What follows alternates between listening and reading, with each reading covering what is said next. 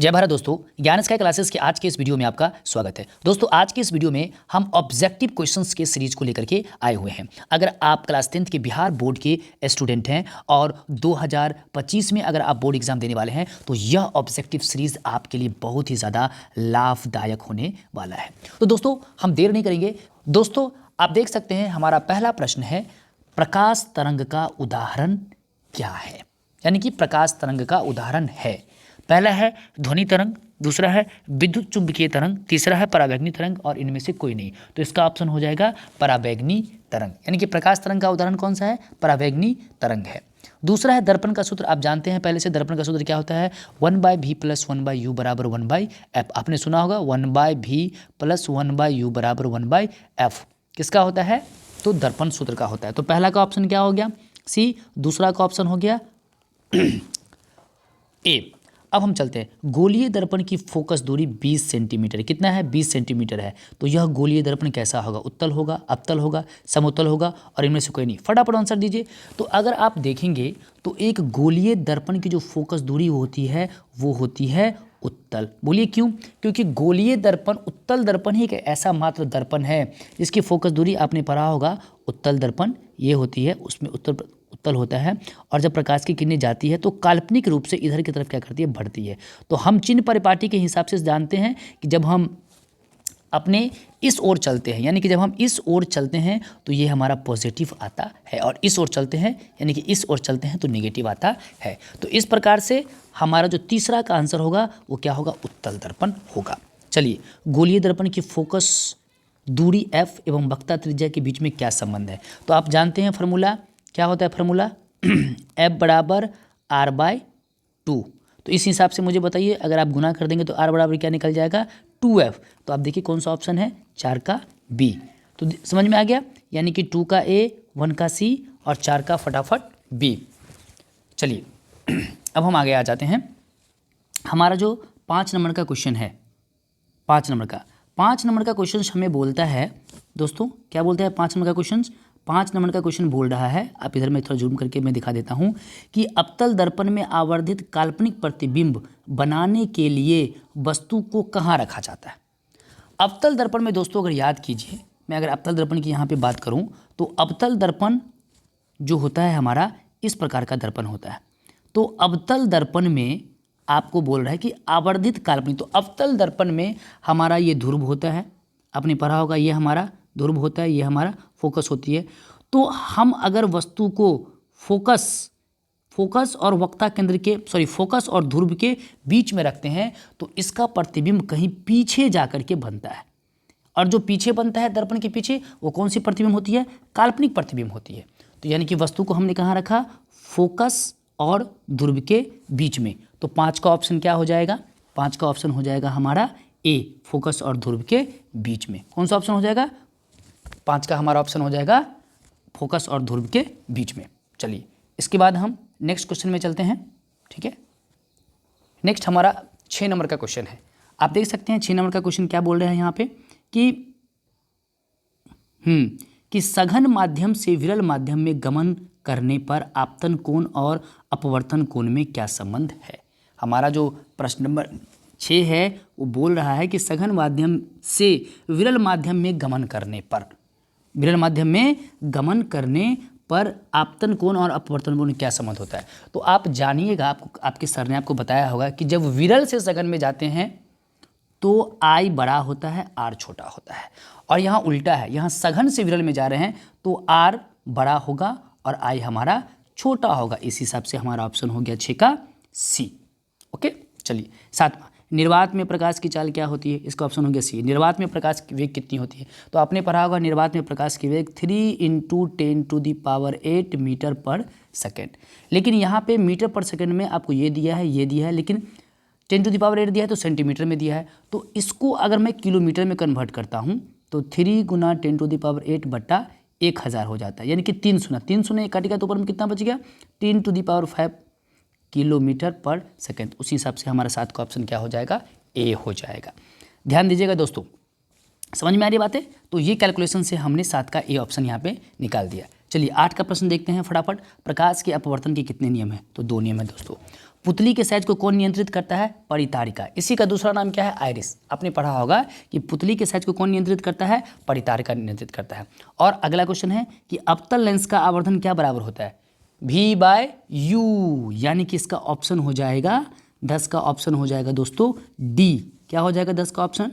10 का ऑप्शन क्या हो जाएगा दोस्तों? डी हो जाएगा ऑप्शन। अब देखना यहाँ पे लिखा हुआ है 10 का ऑप्शन, यहाँ पे क्या हो जाएगा? डी।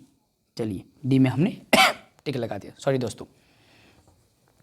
चलिए फटाफट हम इसके नेक्स्ट क्वेश्चन पे आ जाते हैं। नेक्स्ट क्वेश्चन है हमारा 12 नंबर का। 12 नंबर क्या है दोस्तों? देख लेते हैं फटाफट। चलिए, बोल रहा है कि फोटोग्राफी कैमरे का अभिदृश्यक होता है। कौन सा लेंस होता है? उत्तल लेंस। यस, कौन सा लेंस होता है? उत्तल लेंस। यानी कि फोटोग्राफी कैमरे का अभिदृश्यक कौन होता है? उत्तल लेंस। विद्युत धारा का ऐसा मात्रक, याद कीजिए दोस्तों, क्या होता है? विद्युत धारा का ऐसा मात्रक एम्पियर। जी हाँ, जिसको ए से इंडिकेट करते हैं ना। यस, ठीक है दोस्तों। चलिए आगे हम फटाफट बढ़ते हैं। उसके बाद विभवांतर को किस यंत्र से मापते हैं? याद कीजिए दोस्तों, विभवांतर को किस दर्पण से किस यंत्र से मापते हैं? वोल्टमीटर। किससे मापते हैं? वोल्टमीटर से इसको क्या करते हैं? हम नापते हैं। ठीक है दोस्तों, इसके थोड़ी साइज को हम बढ़ा रहे हैं, इसकी पेंसिल की साइज को। ठीक है, चलिए तो समझ में आ रही बात है कि विभवांतर को किस यंत्र से मापते हैं? हम वोल्टमीटर से नापते हैं। यानी कि इसका आंसर कितना हो गया? 14 हो गया। 14 का कितना हो गया? डी। चलिए उसके बाद अगला प्रश्न है हमारा कि कौन विद्युत का सबसे अच्छा चालक है? आपने बिल्कुल पढ़ा होगा। कौन है विद्युत का अच्छा चालक?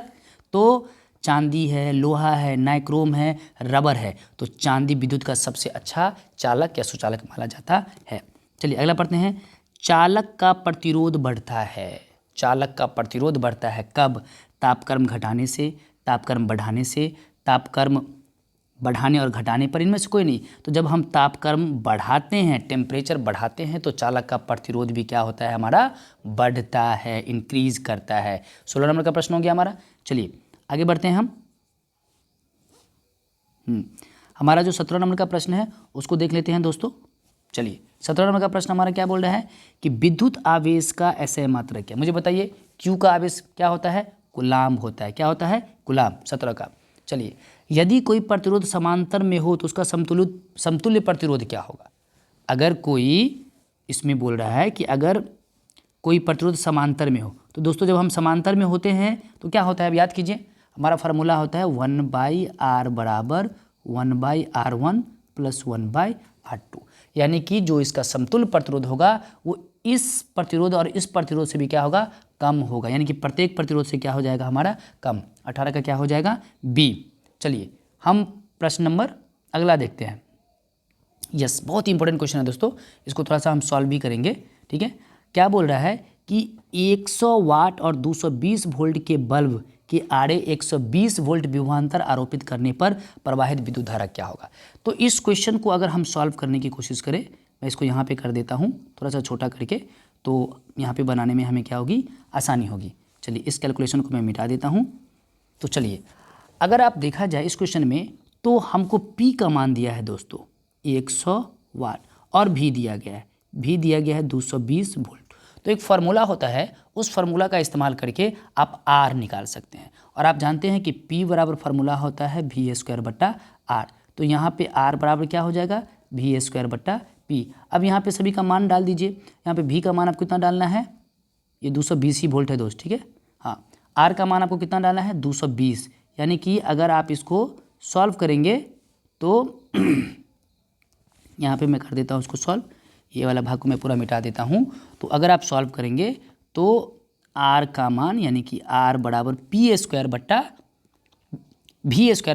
हो जाएगा, V²/P। V का मान 220 गुना 220/P का मान कितना है दोस्तों? P का मान है 100। 100 कट गया, तो इस हिसाब से इसका मान आ जाएगा 484 ओम, क्योंकि हमने R का मान निकाला। R का मान निकल गया। अब हमारा क्या बोल रहा है यहाँ पे कि 120 वोल्ट पे कितना विद्युत धारा प्रवाहित होगा? तो R का मान निकल गया। तो यहाँ पे हम दोस्तों लगा देंगे ओम्स लॉ। क्या लगा देंगे? ओम। तो ओम लॉ क्या होता है? V बराबर IR होता है, V बराबर IR। तो यहाँ पे I निकालना है, तो I बराबर क्या हो जाएगा? V/R। तो इस हिसाब से मैं थोड़ा इसको इरेज कर देता हूँ ताकि हमारा सोल्यूशन हो सके। आप याद रखना R का मान हमारा कितना आया हुआ है? R का मान हमारा आया हुआ है 414 ओम आया हुआ है। तो यहाँ से आप मुझे बताओ, यहाँ से भी हमको लेना कितना है, ये वाला भी लेना है। तो 100/484, 4 से अगर आप इसे काटते हैं तो ये कट जाएगा 25 और नीचे में हो जाएगा 121 एम्पियर। तो आप मुझे बताओ इस हिसाब से कौन सा ऑप्शन इसका सही हुआ। 19 नंबर का क्वेश्चन इसका क्या हो गया, 19 का ए हमारा क्या हो गया, सही हो गया। ठीक है दोस्तों, बहुत ही इंटरेस्टिंग था। चलिए, इस तरह से विद्युत धारा के जो भी सवाल पूछते हैं आप उसको इस लॉजिक से क्या कर सकते हैं, आप इसको आराम से कैलकुलेट कर सकते हैं। चलिए आगे बढ़ते हैं दोस्तों। हमारा ये 20 नंबर का क्वेश्चन है। क्या बोल रहे हैं 20 नंबर में, चलिए, प्रत्यावर्ती विद्युत धारा की आवृत्ति, प्रत्यावर्ती विद्युत धारा की जो आवृत्ति होती है उसका SI मात्रक होता है। क्या होता है उसका SI मात्रक, तो आप देखेंगे तो इसका ऑप्शन हो जाएगा हर्ट्ज। क्या हो जाएगा, हर्ट्ज। ठीक है, इसका हो जाएगा हर्ट्ज। सॉरी दोस्तों, अमीटर से निखित में से किसे मापा जाता है, तो अमीटर को हम नापते हैं किससे, याद कीजिए, धारा से। यानी कि धारा को नापने के लिए अमीटर का इस्तेमाल किया जाता है और विभवांतर को नापने के लिए वोल्टमीटर का इस्तेमाल किया जाता है। निम्न में से किसका अर्थ जल होता है, हाइड्रो, आपने पढ़ा होगा hydro power plant, thermal power plant. Thermal power plant में हम कोयले का जनरली इस्तेमाल करते हैं और हाइड्रो पावर प्लांट में जल, यानी कि जल का इस्तेमाल करते हैं, तो जल हो गया हाइड्रो। सौर कुकर के लिए कौन सा दर्पण सर्वाधिक उपयोग है, दोस्तों सौर कुकर में समतल दर्पण भी उपयोग होता है और अवतल दर्पण भी होता है, लेकिन अगर मैं सबसे अच्छा बताऊं कौन सा दर्पण यूज होगा तो वो होगा अवतल दर्पण, क्योंकि अवतल दर्पण इस प्रकार से होगा ताकि सभी प्रकाश की किरणें को वो एक ही जगह क्या करेगा, केंद्रित करेगा। तो हो गया इसका ऑप्शन अवतल दर्पण। चीनी का रासायनिक सूत्र आपने पढ़ा होगा C12H12O11, यानी कि 24 का ऑप्शन हो गया सी। चलिए अब हम अगला प्रश्न पढ़ लेते हैं। निम्न में से उष्माक्षेपी अभिक्रिया कौन है, उष्माक्षेपी मतलब जिसमें उष्मा रिलीज होती है। बेस्ट ऑप्शन C+O2, यानी कि कार्बन को जब ऑक्सीजन के साथ जलाएंगे तो कार्बन डाइऑक्साइड साथ ही साथ क्या निकलेगा, उष्मा निकलेगा। तो ऑप्शन हो गया ये 26 का। AgCl सिल्वर क्लोराइड को जब हम तोड़ेंगे तो ये सिल्वर प्लस क्लोरीन में क्या कर जाएगा, बदल जाएगा। तो ये कौन सा रासायनिक अभिक्रिया है, तो अगर आप देखेंगे दोस्तों तो ये है हमारा अपघटन। क्यों, क्योंकि यहाँ पे एक यौगिक टूट करके दो अलग अलग तत्वों में बना है, इसी को तो बोलते हैं हम अपघटन अभिक्रिया, कि एक यौगिक अगर टूट करके दो अलग अलग अन्य पदार्थों में बन जाए या अन्य अलग प्रकार के तत्व का निर्माण हो जाए तो उसको हम क्या बोलते हैं, अपघटन अभिक्रिया। तो इस हिसाब से 26 का ऑप्शन क्या हो गया, सी हो गया। चलिए दोस्तों यहाँ तक 26 तक क्लियर। आगे बढ़ते हैं। हमारा जो 27 नंबर प्रश्न है उसको अगर हम देखें, चलिए हमारा जो 27 नंबर प्रश्न है क्या है कि श्वसन किस प्रकार की रासायनिक अभिक्रिया है। श्वसन कौन सा अभिक्रिया है दोस्तों, उष्माक्षेपी अभिक्रिया है। कौन सा अभिक्रिया है, उष्माक्षेपी अभिक्रिया, यानी कि जब हम श्वसन की क्रिया करते हैं तो उष्मा रिलीज होती है। प्रकृति में ऑक्सीजन का संतुलन कैसे बना रहता है, प्रकाश संश्लेषण के द्वारा। किसके द्वारा, प्रकाश संश्लेषण के द्वारा।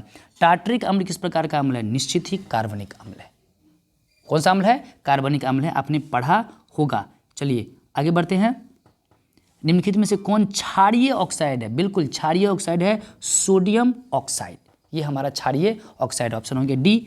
कौन विलय लाल लिटमस पथ को नीला कर देता है, अगर नीला को लाल कर दे तो वो अम्ल होगा और लाल को अगर नीला कर दे तो वो भस्म होगा, तो क्षारीय होगा। तो जिसका pH वैल्यू इसमें देखोगे तो ये तो हमारा न्यूट्रल है, ये और ये अम्लीय प्रवृत्ति की होगी, तो ये बचा, यानी कि 31 का ऑप्शन कितना हो जाएगा दोस्तों, बी।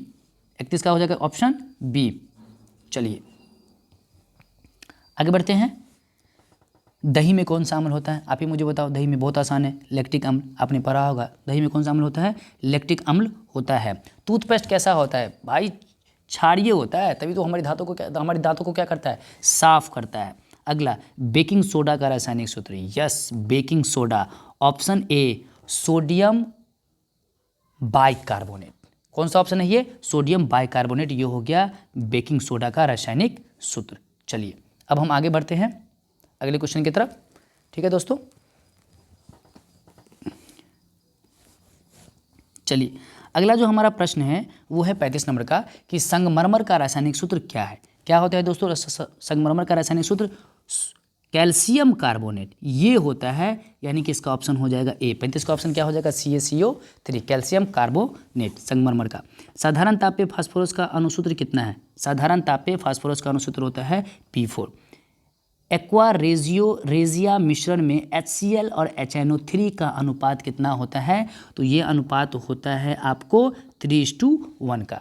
निम्नलिखित में से किसे चाकू से काटा जा सकता है? इसको तो आप नहीं काट सकते, इसको नहीं काट सकते, इसको नहीं काट सकते, आराम से आप क्या कर दो, इसको काट दो। यानी कि लिथियम आराम से क्या कर जाता है, सोडियम के बारे में भी आपने सुना होगा, लिथियम को आराम से आप क्या कर सकते हैं, काट सकते हैं। यानी कि इसका ऑप्शन ये नहीं होगा, इसका ऑप्शन क्या होगा, ए। 38 का कितना होगा, ए।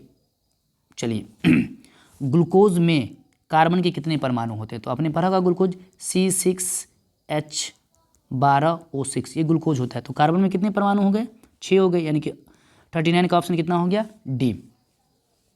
चलिए आगे बढ़ते हैं दोस्तों। आगे हमारा है कि हीलियम कैसा तत्व है? याद कीजिए हीलियम हमारा अक्रिय गैस है, यानी कि निष्क्रिय गैस के श्रेणी में ये आता है, जिसको हम नोबेल गैस भी बोलते हैं। 40 का हो गया ऑप्शन ए।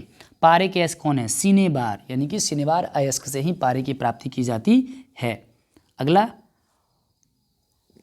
है हमारा कि ऑक्सीजन के 2 परमाणुओं, सॉरी दोस्तों एक सेकेंड जी, थोड़ा सा मैं सेटिंग कर लूँ इसको, यस सॉरी दोस्तों मुझे थोड़ी खांसी हो रही है, माफ़ कीजिएगा।